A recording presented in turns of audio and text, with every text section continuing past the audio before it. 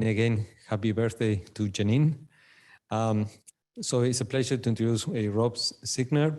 He received his bachelor's degree from University of Toronto, Canada. Then he went to LA for his PhD and did his postdoc, first in Michigan and then following in UT Southwestern.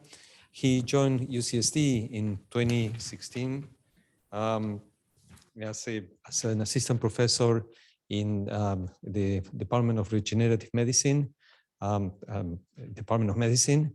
And he joined physically at the Cancer Center. You're one floor above our lab, two floors, but we see each other so often, it's almost the same floor. So it's just amazing. He brought to the Cancer Center and to UCSD really the analysis, amazing work done on the studies of hematopoietic stem cells, but different from many other programs everywhere working on hematopoietic stem cells and differentiation and in the different how can you expand them and how can you use for regenerative medicine. In his case, he focused almost exclusively or extensively in the fitness of the cells. What keeps the cells happy, healthy, and able to do all the things that needs to be done. And what he brought to the field uniquely is the analysis of the rate of protein synthesis and how it's so tightly controlled in these cells, enabling these cells to be used for regenerative medicine. Basically, the control of protein synthesis, proteostasis and regulation of the protein, the coupling of protein synthesis in degradation, and how this is central to retain the healthy stem cells. For those that don't know, his lab is extremely active, has published a lot of wonderful studies in some of these top journals that we all feel proud of. And in addition, so he has been already able to obtain several grants. And I will not go into all of the awards he has received recently. And we all look forward that he's going to get tenure in the next, hopefully, few weeks. So basically, decision is pending, but anyway, it's a sure bet. So it's an amazing also how much he has contributed to service within the UCSD, especially the Cancer Center, many aspects about the students and organizing this amazing get-together for all of the postdocs and students before COVID, and pretty soon reinitiating that as well. So we really value all of your contributions to UCSD, and looking forward to your talk, Rob. Thanks so much, Silvio, for the kind words and introduction and the invitation to be here today. The title of my talk today is how stem cell fitness and longevity are regulated by the protein homeostasis network. So a key question that, to get us really started here is to understand, well, what is the proteostasis network? So proteostasis is a portmanteau of the words protein and homeostasis, and is really this idea that there's a network of physiological mechanisms and stress response pathways that work together to coordinate both proteome content and proteome quality. And this includes pathways like protein synthesis, protein folding, protein trafficking, protein degradation, and various proteotoxic stress response pathways like the unfolded protein response. Now, why is proteostasis important? Well, it's involved in a lot of pathways. It's involved in normal development, the response to environmental stress or infection, and probably most notably, its role in regulating aging and longevity. So disruptions in protein homeostasis are really considered one of these hallmarks of aging. And we know that genetic or environmental interventions that can enhance the capacity to cope with protein stress or to enhance proteostasis overall will actually extend organismal lifespan in an evolutionarily conserved manner. That is, if you can reduce the amount of stress that you have on your proteome, you'll actually live a longer and healthier life. And so where we've mostly thought about changes in proteostasis really involves neurodegenerative disorders. And, we know that from, things like Alzheimer's, Parkinson's disease, where you have this accumulation of misfolded proteins. And the reason that neurons are thought to be particularly sensitive to the accumulation of these misfolded proteins is because they are long-lived post-mitotic cells. And so because they're long-lived, they have this opportunity to accumulate these misfolded proteins, and their post-mitotic nature is important here because it turns out the best way to eliminate misfolded proteins is through cell division and just diluting them out as you produce new proteins when you divide. Well, it turns out stem cells are also long-lived cells, and they're quiescent most of the time. And so we really hypothesized that perhaps the maintenance of protein homeostasis might be preferentially important for stem cells as well. And something that really drives the work in our lab is the idea that these mechanisms that confer organismal longevity might actually be conserved at the cellular level to maintain long-lived stem cells in vivo. And so what I'll tell you about today is our effort to really unravel how this network functions within stem cells. And I'll talk about several of the mechanisms you'll see on this slide. I'll start by talking about protein synthesis. I'll talk about protein folding, protein degradation, and the heat shock response as one of these stress response pathways. And if there's one thing you really take away from my talk today, I hope it's that even though these are really highly conserved mechanisms, they're almost thought of as housekeeping mechanisms, it turns out that they actually function differently in stem cells than they do in other kinds of cells.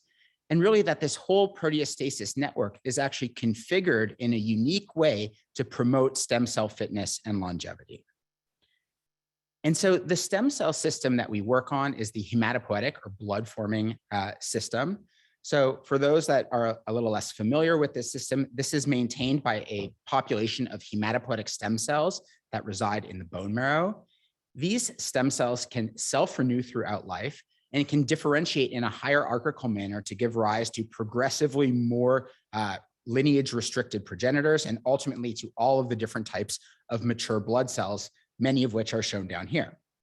Now, there are some advantages and disadvantages about working in this system. So some of the advantages are that this is a really well-defined system. We can identify and isolate each of these stem and progenitor cells with extremely high purity. We have good assays to test their function. But the downside of this system is that these stem cells are very rare. We're restricted to working with just, in our mouse system, just a few thousand cells at a time. And that the biology of these cells really changes dramatically when we take them outside of the body. And so when we embarked to investigate proteostasis in this system, we couldn't just depend on these old assays that involve metabolically labeling large numbers of cells in culture. We really needed to sort of develop and adapt new technologies that would allow us to look at these rare stem cells in vivo. And so the first way that we did this was to look at protein synthesis, and we adapted a molecule called O-propargyl puromycin, or OP-puro, which is a puromycin analog that, we've published this a while ago, but essentially what it allows us to do is to quantify the amount of protein synthesized per hour at the single cell level by flow cytometry. And when we adapted and applied this technology to the hematopoietic system, what we found were sort of two striking things. The first was sort of in contrast to what most people think of protein synthesis, that this is just a housekeeping function that is the same in all cells. Turns out protein synthesis is actually ongoing at very different levels in different cell types, with each cell type really establishing its own homeostatic rate of protein synthesis. Now, in particular, what stood out here was the hematopoietic stem cells and their sort of most closely related multipotent progenitors had rates of protein synthesis that were much lower than any other type of blood cell progenitor or blood cell type that we looked at. And this is true. We've now looked at upwards of 15 different types of blood cells, and hematopoietic stem cells just have this unusually low rate of protein synthesis. So the simplest explanation for this was, well, this is because hematopoietic stem cells are largely quiescent. They don't divide very frequently. And so we went to test that directly. And the way that we did that was by treating mice with cyclophosphamide and GCSF. So this is a treatment that's known to drive hematopoietic stem cells to undergo rapid self-renewing divisions. And you can see that here. So at steady state, most of the hematopoietic stem cells are quiescent or in the G0 phase of the cell cycle. They are negative for the cell cycle marker Ki67. after cyclophosphamide and G-CSF treatment, nearly all of the hematopoietic stem cells are now in cycle. And so when we did this treatment, drove the stem cells into cycle and performed this OP-Puro assay to allow us to quantify protein synthesis rates, indeed, we saw that even if we looked at the fraction of cells in G0 and G1, where we know now the majority of stem cells are in G1, well, those stem cells still have lower protein synthesis rates than most of these other blood cells. And even if we look at the dividing fraction of stem cells, the stem cells in SG2 and M, well, the dividing stem cells still have much lower rates of protein synthesis than the dividing fraction of all of these different progenitor cells. Well, it turns out that hematopoietic stem cells don't just have low protein synthesis, they actually depend on low protein synthesis and having very precise rates of protein synthesis. And the way that we tested this was using a combination of genetic mouse models. So the first mouse model we used has a hypomorphic mutation in the gene encoding the ribosomal protein RPL24. You can see that the stem cells in these mice have about a 40% reduction in their rate of protein synthesis. We then used a mouse model where we conditionally deleted the tumor suppressor P10. So P10 is a negative regulator of the PI3 kinase and mTOR signaling pathways, which are known to promote protein synthesis.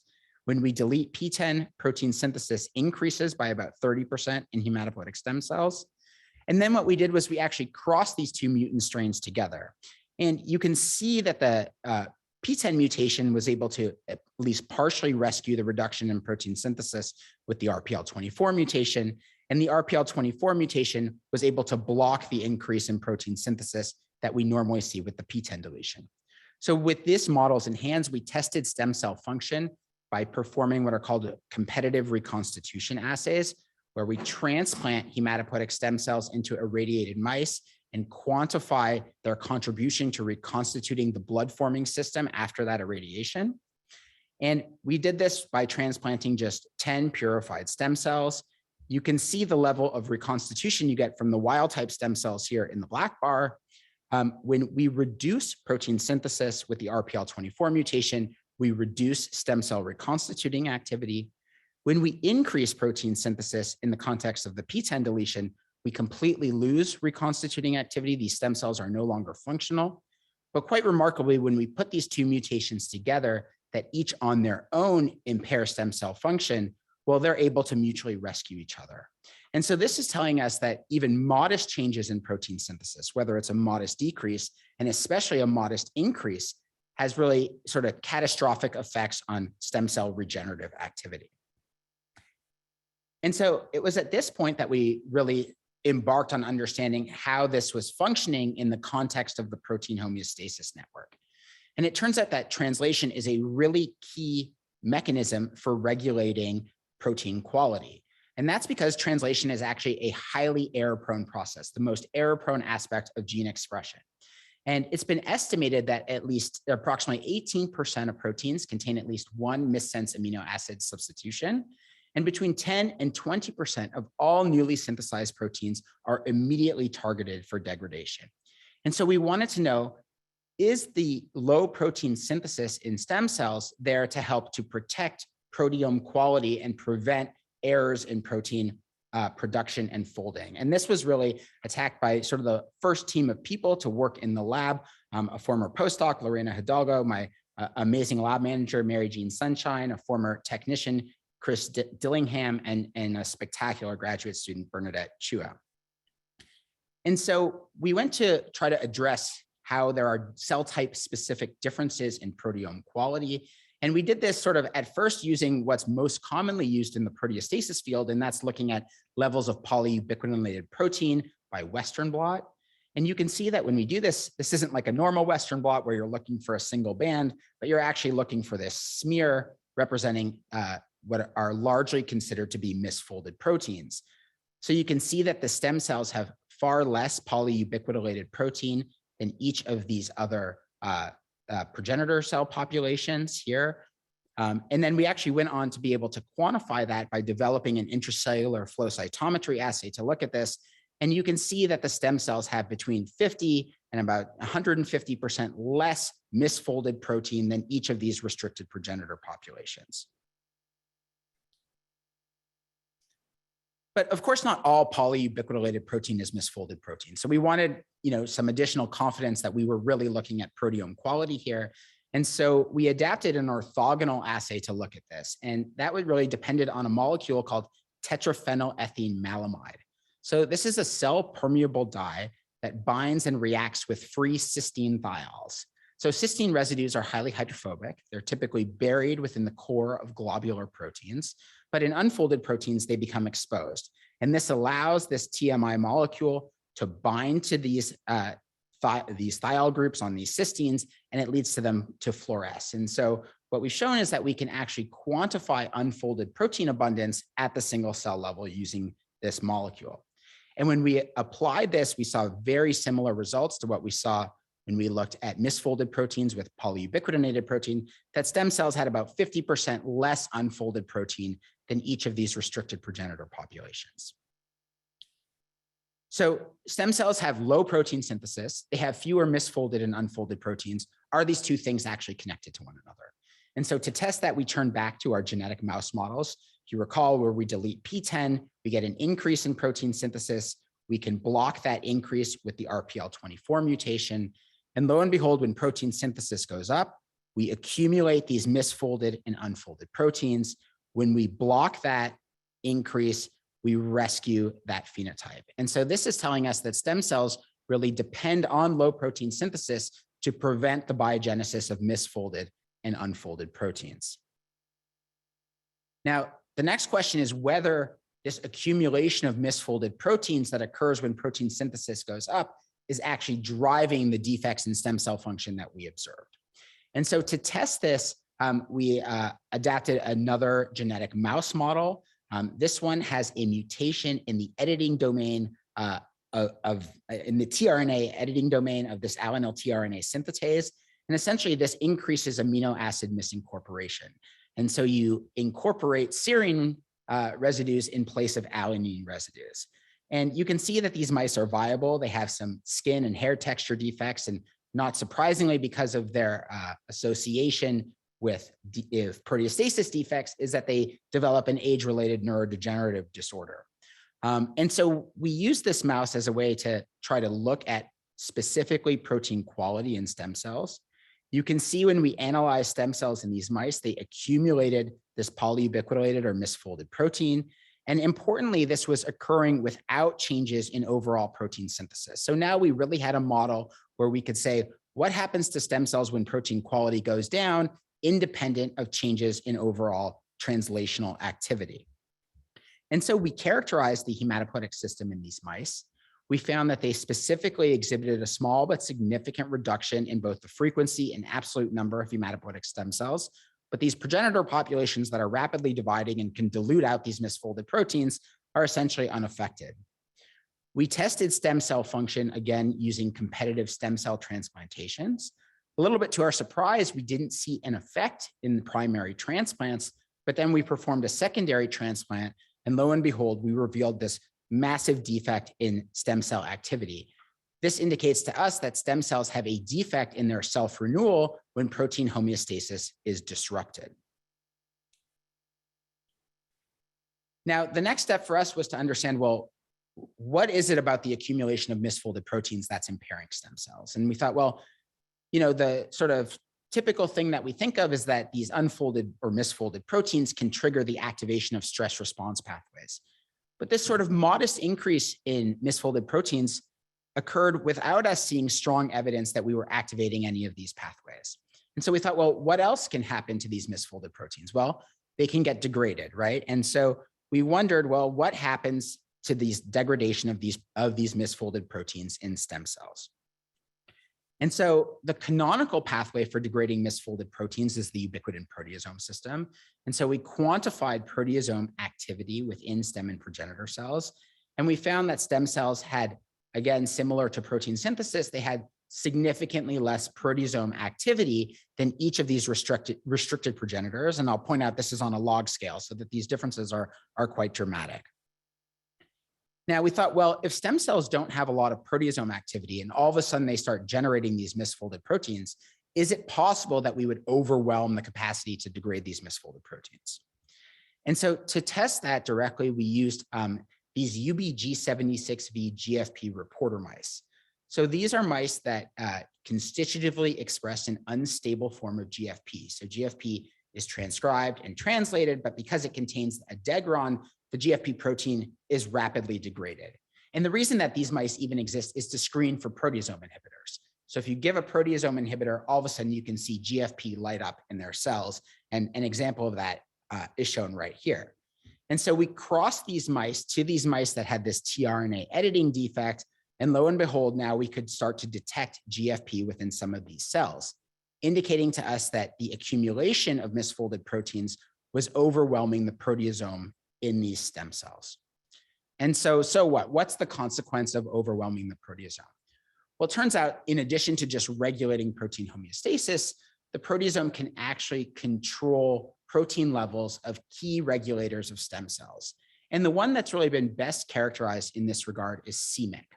So c-Myc is transcribed and translated in stem and progenitor cells, but the protein in stem cells is rapidly degraded, and that pathway has been well established in stem cells. And the levels of c-Myc are actually really important for controlling stem cell fate determination. So if you completely ablate c-Myc, you either delete it or you overexpress the ubiquitin ligase that targets it for degradation. Well, what happens is that those stem cells have problems dividing and differentiating. And on the flip side, if you overexpress c-Myc, or if you knock out the ubiquitin ligase that targets it for degradation, those stem cells will proliferate and differentiate too much and lead to premature exhaustion. And so we wondered if the overwhelming of proteasome in the context of this proteostasis disruption might mess up c-Myc homeostasis in stem cells. And so we looked at this, and you can see that we saw the accumulation of c-Myc protein within these tRNA editing mutant stem cells. This was specific to stem cells. We did not see this effect in progenitors. This accumulation of MYC wasn't due to a transcriptional upregulation. We saw no difference either by RNA-seq or by qPCR. And consistent with the role of MYC in stem cells, we saw that there was increased proliferation in these tRNA editing mutant stem cells. And so we wondered if we could rescue this phenotype by reducing MYC protein levels. We did this by crossing these mice, these tRNA editing mutant mice, to mice where we could conditionally delete a single copy of MYC. We only delete a single copy because, as I mentioned, if you completely delete MYC, you impair stem cell activity. We were fortunate that deleting a single copy of MYC was able to restore those MYC protein levels back to near wild type levels. And now again, when we performed these competitive transplants or these serial transplants, you can see that reducing MYC levels was largely able to rescue stem cell reconstituting activity. Now, all of these studies sort of raised a key question in our mind. We said, if maintaining proteostasis is so important for stem cells, and if the proteasome is so important for maintaining proteostasis, there's a paradox here. Why don't stem cells have more proteasome activity? You would predict that they would have lots of proteasome activity to help buffer against these changes in proteasome, in protein homeostasis. And so this was a question that was really tackled by Bernadette Chua and some unpublished work that I'll share with you right now. And what she considered was, well, maybe there's an alternative pathway that's responsible for degrading proteins in stem cells. And the pathway that she focused on is autophagy. So the major form of autophagy is macroautophagy. This involves enclosing proteins or other cellular material in these double membrane vesicles called autophagosomes. Those can then fuse with lysosomes to degrade that cargo in autolysosomes. And it's been known that autophagy is important for stem cell function, but whether it contributes at all to proteostasis maintenance has never been looked at. In addition, really, autophagy has been thought of more of being activated to regulate these pathways in response to stress. And little is known about, to what extent this is active in a steady state setting. And so to begin to assess this, we wanted to quantify autophagic activity in stem cells. And what Bernadette did was she used these transgenic RFP, EGFP, LC3 mice. So LC3 is a molecule that, when lipidated, localizes to the surface of autophagosomes. And what's really nice about this particular dual fluorescence system is it actually lets you track autophagic flux. And so you can actually see three different populations when you look at these mice. And the reason that you see three different populations is because GFP is highly pH sensitive. So when you see double positive RFP, GFP positive cells, these are cells that contain autophagosomes, or these sort of what we consider to be having low autophagic flux. You can also see cells that are RFP positive, but GFP negative. These are cells in which those autophagosomes have now fused with lysosomes and the GFP is lost, the fluorescence is lost in the acidic environment of the lysosome. And we consider these cells to have high autophagic flux. And you have double negative cells where you basically have no ongoing autophagy. And so when we looked in hematopoietic stem and progenitor cells in this system, we found that most of these progenitor cells have no autophagic flux. This is really consistent with the idea that autophagy isn't really active at steady state, but induced more in response to stress. But the opposite was actually true in stem cells. Roughly 75% of hematopoietic stem cells had ongoing autophagy, and the majority of them had high autophagic flux. And so if stem cells have low proteasome activity and high autophagic activity, is it possible that autophagy is really the key pathway that's involved in proteostasis regulation? Before I get there, I want to also point out that not only is it that there are more stem cells that are undergoing autophagy, but the level of fluorescence that we see with RFP and GFP is actually higher. So these stem cells have more autophagosomes than even the autophagic progenitors in this case. So the next thing that we did before we looked directly at proteostasis was to confirm that there is an important role for autophagy in regulating stem cells. And the way that we did this was by conditionally deleting the essential autophagy gene, ATG5, from the hematopoietic system and performing these competitive stem cell transplants. And you can see that these ATG5 deficient stem cells really do have a severe defect in their ability to reconstitute irradiated mice. And so autophagy is really promoting stem cell activity.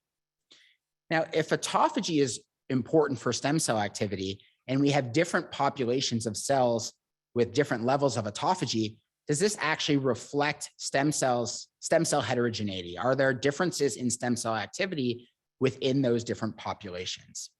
And so to test that, what we did was we actually isolated stem cells from these different autophagic states. So stem cells with high autophagic flux, low autophagic flux, or no autophagic flux, and again, perform these competitive transplants.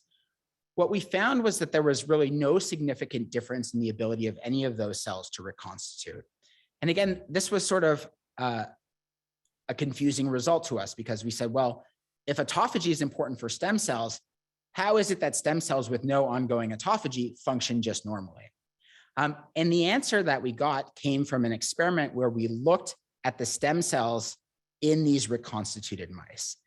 And what we found was that regardless of the subset of autophagic HSCs that we transplanted, whether we transplanted the high flux, the low flux, or the no flux stem cells, they were able to reconstitute each of these different populations of stem cells.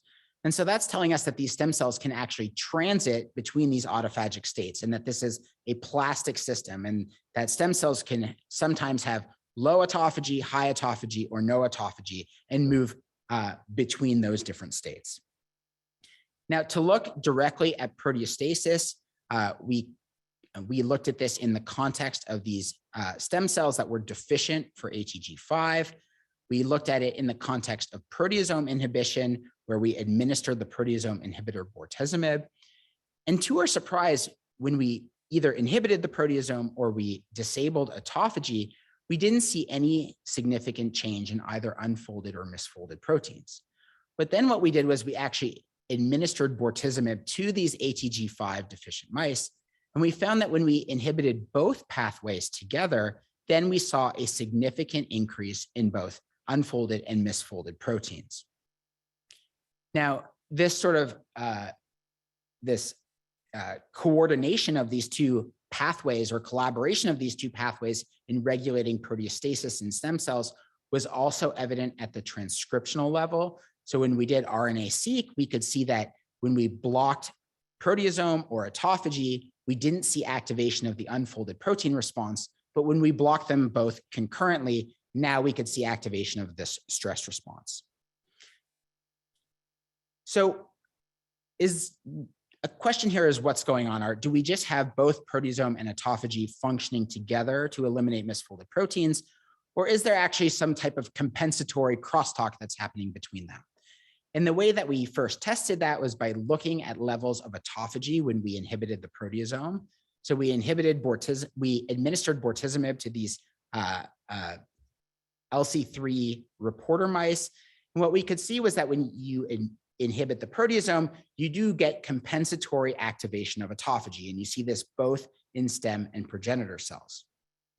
But when we looked the other way around, when we looked at proteasome activity in wild type and autophagy deficient stem and progenitor cells, well, we found that the stem cells were actually increasing their proteasome activity in response to disabling autophagy, but we didn't see that in progenitors. And this makes sense to us because we saw that stem cells have high autophagic activity and that there's a compensatory response when you block that activity.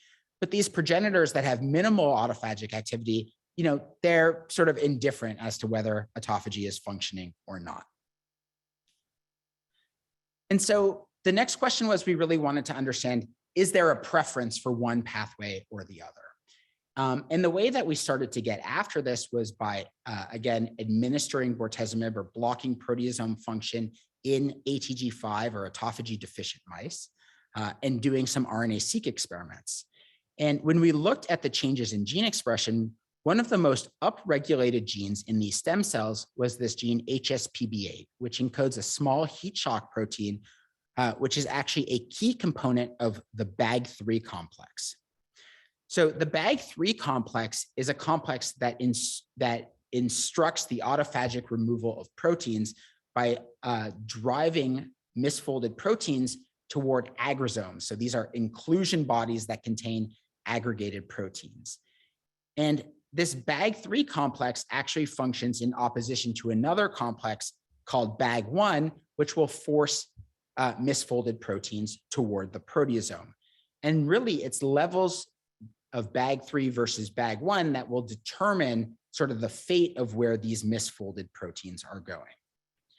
And so when we look in these mice, again, we see that HSPB8, a key component of this complex, is increased here when we block both proteasome and autophagy. BAG3 expression is also increased, whereas BAG1 expression is unchanged. And so this ratio of BAG3 to BAG1 is elevated in these stem cells, suggesting that under these sort of conditions, the preferential response of stem cells is to increase the amount of misfolded proteins that can be directed toward agrosomes. And even now, when we go back and we look at steady state, we can see that HSPB8 is actually specifically expressed by stem cells, and that stem cells express a 2 to 3-fold higher ratio of BAG3 to BAG1 than each of these progenitors, really indicating to us that stem cells probably preferentially transit their misfolded proteins towards these agrosomes. And so based on this, we said, well, if this is the case, then if we eliminate BAG3, do stem cells become increasingly reliant on the proteasome? And so we conditionally deleted BAG3 from the hematopoietic system. We saw no change in the amount of misfolded protein here, but now all of a sudden these stem cells became sensitive to proteasome inhibition.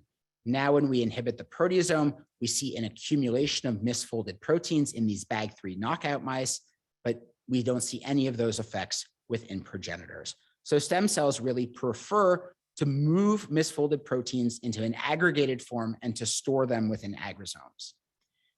And it's really autophagy that is fundamental for eliminating those.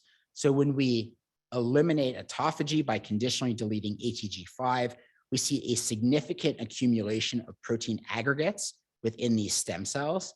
But again, this is specific to stem cells. We don't see this effect in progenitors. And this effect on eliminating agrosomes is specific to autophagy. If we do the same experiment with inhibiting the proteasome, we see no effect on overall protein aggregates. And so this is telling us that protein degradation is uniquely wired in stem cells, where autophagy is the preferential pathway that's used, and stem cells are driving misfolded proteins to store them in agrosomes, and then they're ultimately degraded by autophagy. So why do stem cells do this? Well, one thing that we think is that it's preferential for their resource allocation. So if you're a rapidly dividing cell, right, and you have a misfolded protein, well, you send it to the proteasome, you get amino acids out of the other end, you're constantly using them for your high protein synthesis, high rates of division. Stem cells have low protein synthesis, they're quiescent most of the time. So they don't want to just waste these misfolded proteins. They think, let's store them in an agrosome. And then when we need them, when there's a regenerative cue, now we can flux them through the autophagic pathway and get a bunch of resources out the other end and increase protein synthesis to drive a regenerative response when we need it. Now, the final piece of this story that I want to tell you about today is, we really wanted to understand not only the physiological mechanisms here that are regulating proteostasis in stem cells, but how do stem cells really regulate proteostasis in response to stress? And this work was done by a former postdoc, Mariama Kruta, and was recently published in Cell Stem Cell. And the first step in doing this was to really try to identify a good model for studying stress here. And we wanted one that was, going to be relevant. And so the one that we focused on was what happens when we put hematopoietic stem cells into culture. And so I mentioned at the very top of my talk that the biology of these cells really changes dramatically. And this is clinically really important because stem cells are the secret sauce that promote regeneration in bone marrow transplants. And if we have an improved ability to grow stem cells outside of the body and expand them, then we can really increase the effects of stem cell transplantation for more patients. And it's really just been this challenge for decades. Why can we not grow hematopoietic stem cells effectively outside of the body? And so we were beginning to address this question by performing a simple experiment. We isolated purified hematopoietic stem cells, put them into culture for just a period of 18 hours under the best conditions we had at the time for maintaining stem cells, and then performed RNA sequencing, comparing them to just freshly isolated stem cells. And I sometimes joke that this was a terrible experiment because in just 18 hours in culture, you'll see significant changes in, roughly 10% of the genome. So 2,400 genes are significantly changed in this time. The good thing for us was that the most upregulated genes in culture all had to do with protein synthesis, things like ribosome biogenesis, mRNA processing, translation initiation. And this suggested to us that translation might be highly dysregulated in culture. And so we used our OP-Puro assay to actually quantify this. And what you can see is that within just 4 hours in culture, we get a 700% increase in protein synthesis. Within 18 hours, we see about a 2,000% increase in protein synthesis. And this isn't just because we're activating the stem cells, because if we drive them into cycle in vivo, we'll see an increase in protein synthesis, but it's an order of magnitude less than what we see in culture. And if you recall, just a 30% increase in protein synthesis in vivo is catastrophic for stem cells. So imagine what a 2,000% increase might be doing to these cells. And so in the context of protein homeostasis, this is placing the cells under massive stress. And you can see that here within just 4 hours, you can start to see this accumulation of polyubiquitinated or misfolded protein. By 18 hours, the cells are just overwhelmed with misfolded protein. And this is really being driven by this increase in translational activity. If we add a translational inhibitor, cyclohexamide, we block that accumulation of misfolded proteins in these cultured stem cells. And so we wondered, well, under this situation of extreme stress in culture, are we activating stress response pathways? And from our RNA-seq data, we had some hints that we might be activating a key pathway in this regard, the heat shock response. So the heat shock response is the central pathway in the that responds to proteotoxic stress in the cytoplasm and is really regulated by a master regulator transcription factor called heat shock factor 1 or HSF1. And the way that this pathway works is that HSF1 is typically sequestered in the cytoplasm by through its interaction with different chaperones like HSP90 or TRIC. Now, under conditions of protein stress, those chaperones will start to bind unfolded or misfolded proteins. That enables HSF1 to translocate to the nucleus, where it drives a transcriptional program that includes things like heat shock proteins that can help to restore or rebalance protein homeostasis. Now, if you look at freshly isolated stem cells, you see very little HSF1 within the nucleus, but after just 18 hours in culture, now you can see that HSF1 begins to accumulate, suggesting that we are activating this stress response pathway in culture. And so now the question is the activation of this stress response pathway good for stem cells in culture or bad for stem cells in culture? And so we tested that by conditionally deleting HSF1 from the hematopoietic system. We did that and then cultured stem cells at a density of just 10 cells per well of a 96 well plate for a period of 10 days. At the end of that 10 days, we harvested the entire cellular contents of a well, transplanted it competitively with freshly isolated bone marrow cells, and looked at the stem cell or reconstituting activity that was present after these cultures. And you can see that when we delete HSF1, we don't impair the ability of these stem cells to proliferate in culture. So over the period of 10 days, those 10 stem cells will expand into between 20 and 30,000 cells. But when we look at the stem cell activity in terms of its reconstitution potential, the HSF1 deficient stem cells have this severe defect in their reconstituting potential. Now, importantly, this defect in stem cell reconstitution does not reflect a requirement for HSF1 under normal conditions. So if we just take freshly isolated stem cells from wild type or HSF1 deficient animals and transplant them, there's no difference in either primary or secondary transplants. And this is really consistent with the idea that under normal conditions, stem cells aren't experiencing protein stress. We don't see HSF1 in the nucleus, and it just doesn't seem to be required by young adult stem cells in vivo, but becomes absolutely required by these stem cells under protein stress in culture. And so we thought, well, if HSF1 activation is helping maintain stem cells in culture, is there a way that we can super activate this pathway and improve our ability to grow these stem cells? And so we took advantage of different small molecule inhibitors of either HSP90 or TRIC that can actually block its interaction with HSF1. You can see here that these are operative in stem cells. So when we culture hematopoietic stem cells in the presence of these inhibitors, we can see that we can enhance the accumulation of HSF1 in the nucleus of these stem cells. And what's great about this effect is that it's not just an acute effect, it actually lasts and potentially increases through the duration of this culture. And so now we could do this experiment where we culture stem cells in the presence of either these HSP90 or TRIC inhibitors and say, are we actually improving our ability to grow these stem cells in culture? So we grow them again for a period of 10 days. And this time we're not only going to perform primary transplants, we're going to see if there's a lasting effect on stem cell self-renewal and fitness through secondary transplants. So when we do this experiment, we can see that we do in fact see a trend toward increased stem cell function when we culture these cells in the presence of either these HSP90 or TRIC inhibitors. And this really is a lasting effect where we really see big impacts through multiple rounds of transplant. So in secondary transplants, these stem cells that were initially cultured with either of these inhibitors now have 3 to 4 times more activity than stem cells that were cultured under normal conditions. And you can see that our stem cells cultured under normal conditions, they'll only reconstitute about 1/3 of the mice. In the presence of a TRIC inhibitor, it's 2/3, and with an HSP90 inhibitor, now it's 85%.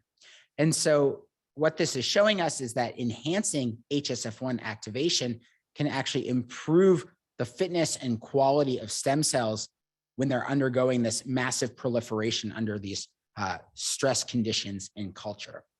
Now, I won't show you all the data now, but we did demonstrate that this is really due to HSF1 activation. So if we repeat these same experiments, when we delete HSF1, we completely lose the effect of these small molecules. We've also shown that really enhancing HSF1 activity does promote better maintenance of proteostasis in these cultured stem cells. So in the absence of HSF1, protein synthesis is further elevated. in the presence of this HSP90 inhibitor, we can help to restore that back to its lower levels. We looked at proteostasis imbalance, again, using this unstable GFP expressing mice that I introduced earlier. You can see that proteasome load or overwhelming is worse in the context of HSF1 knockouts, but significantly improved in the context of these HSP90 inhibitors. Now, the final piece of this, we wondered, well, if HSF1 is promoting proteostasis under these stress conditions in culture, is there actually a physiological role here? And I think I mentioned in the first slide of my talk that one of the key aspects of proteostasis is in regulating aging and longevity. And so we wondered, well, what happens during aging in these stem cells? And it turns out that by middle age, we can start to see HSF1 accumulate within the nucleus of these stem cells, suggesting to us that stem cells are indeed experiencing quite significant protein stress during aging. And even though HSF1 was completely dispensable for young adult stem cell function, we find that it is doing something in middle age and old adult stem cells. So by middle age, you can see that HSF1 is helping to maintain low rates of protein synthesis in stem cells, as these HSF1 deficient stem cells have significantly increased protein synthesis. And when we test their reconstituting activity, you can see that these middle-aged HSF1 deficient stem cells function poorly as compared to wild type stem cells.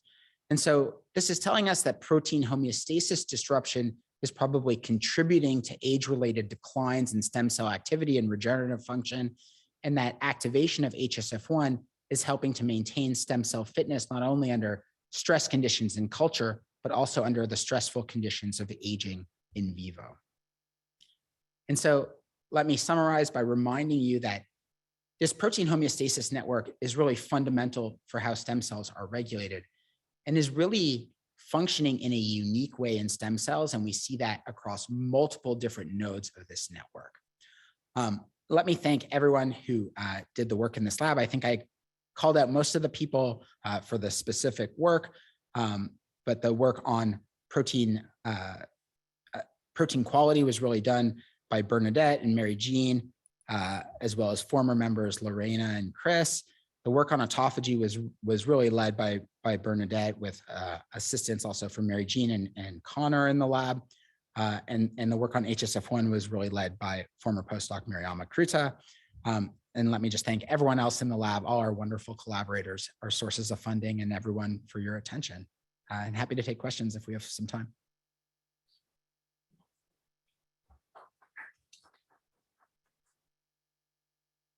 Let me start opening pharmacologically. So if you want, I don't know what, okay.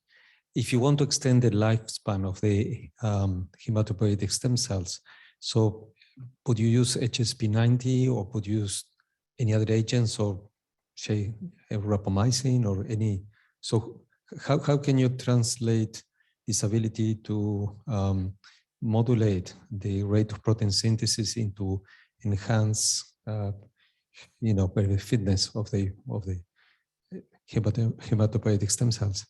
Yeah, so I mean, it's definitely something we want to do. How do we improve stem cell fitness during aging? So, rapamycin is certainly an idea and something that's been tested probably by reducing translational output, potentially increasing autophagy in that context.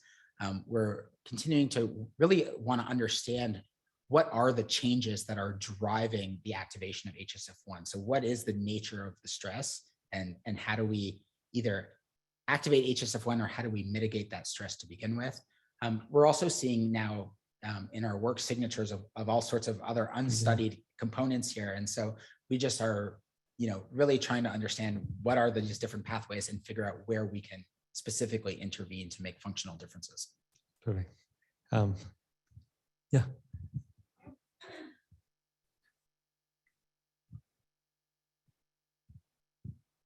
So going back to your experiments where you were using bortezomib to inhibit the proteasome, so as I'm sure you know, bortezomib inhibits one of the 3 active subunits of the proteasome. So I was just wondering, in those experiments, did you ever try other inhibitors to inhibit the other 2 subunits, or did you use like maybe a cocktail of inhibiting all 3, or is there some reason why you think that subunit is more relevant than the other two? It's primarily the one we've used. So we haven't gone after all of it, but we've measured effects on proteasome, and we do see substantial inhibition in that context. And so, but it's an interesting question of like, you know, is it more complicated? And there are other aspects there that we see, but in general, proteasome activity is so low in stem cells that we think that it's sufficient to just block its pathway there. But a good question. Any questions from the? So probably, if you don't mind asking, so in terms of the almost, if I follow, so these hematopoietic stem cells can give rise to almost any cell derived from T cells, B cells to dendritic cells. So is any way that some of your you can say approaches or pharmacological interventions can enhance any of these lineages, or is any choice, or is just the fitness of the hematopoietic stem cells what is affected? Yeah, we suspect that there are probably different effects on different lineages. So from the stem cell perspective and those stem cell fate decisions, we've seen, well, during aging, what happens is that you start to get a myeloid bias in the cells that are produced. So you get fewer lymphoid cells produced and more myeloid cells produced. And you could actually distinguish sort of these more myeloid biased stem cells from these more lymphoid biased stem cells. And at least in sort of early experiments, we're seeing that there are differences in proteostasis, you know, in terms of unfolded protein abundance, protein synthesis rates between these myeloid and lymphoid biased stem cells. And so as we're perturbing proteostasis now and looking in particularly in the context of aging in that regard, we're taking some single cell sequencing approaches to see if we can actually affect lineage trajectories and things like that in that context. Now, I suspect that there are also restricted progenitor populations that are more or less sensitive to these changes. And so there's some data out there now suggesting that levels of protein stress might be really important in T cell selection and things like that. And so I think it's just still early days in understanding how these, you know, translational or post-translational mechanisms there in terms of protein homeostasis are regulating cell type specific function. Great. Yeah, please. A far out question, I'm afraid. One of the clearest cases of hematopoietic stem cells is the case of acute promyelocytic leukemia, which basically is a stem cell that's stuck from differentiating. Do you have any guess, or maybe you've looked at, or it may be known and I don't know, how many of the significant proteins that are involved in stem cell maintenance are abnormally expressed up or down to create a non-differentiating cell, which becomes an acute promyelocytic leukemia cell? Is that any approach to find a similar, or is your approach to find similar abnormalities, which could be short-circuited and basically the disease solved? Yeah, so in regards to the specific proteins up or down, you know, that's not something that we've looked at directly, but we are really trying to understand if what we're learning about how proteostasis network organization in normal stem cells gives us insights into how cancer cells are growing, and more importantly, how we can intervene to target those cancer cells. And I'll say that one of the most important things that we've learned from studying normal stem cells is just how integrated this network is. So it's very difficult to disrupt protein homeostasis by just attacking one piece of it. And so, like, for example, you see that when we block the proteasome or we block autophagy, we can't disrupt proteostasis. We really need to do both of them together. And so this integrated coordination is now letting us think about, well, can we disrupt protein homeostasis in the context of cancer by multiple interventions? And so we think that indeed cancer cells and these transformed stem cells, similar to stem cells, are highly sensitive to proteostasis disruption. And now, by understanding how this system is wired in normal stem cells, we're now taking multiple approaches where we can sort of synergistically disrupt these in cancer cells. And at least in our early experiments, we're seeing some really promising effects there. Not in the context, we haven't been doing it in the context of APML, but just in the context of AML. So. Yeah, once we're there. However, I stick to the same point, acute promyelocytic leukemia. That disease is totally solvable, 95%, by induction with all-trans retinoic acid. That becomes almost a clinical experiment. You haven't tried to change differentiation and or total protein production or regulation in your stem cell experiments. What I'm referring to is that there are some clinically used reagents like retinoic acid, where you can, to a very large degree, change the differentiation state or the ability to differentiate. And do you have any view on your work vis-a-vis different general differentiation of hematopoietic stem cells, which have already differentiated to myeloid cells or pre-myeloid cells? Yeah, we haven't tested retinoic acid in that context, or but we definitely don't fully understand how changes in protein homeostasis, and this goes back also to Silvio's question, are driving lineage fate decisions, and whether there's a reprogramming effect that can happen as well if we try to restore sort of a more stem cell-like protein homeostasis state. But it's a really interesting idea, and I appreciate the thoughtful question, the idea. So if Susan.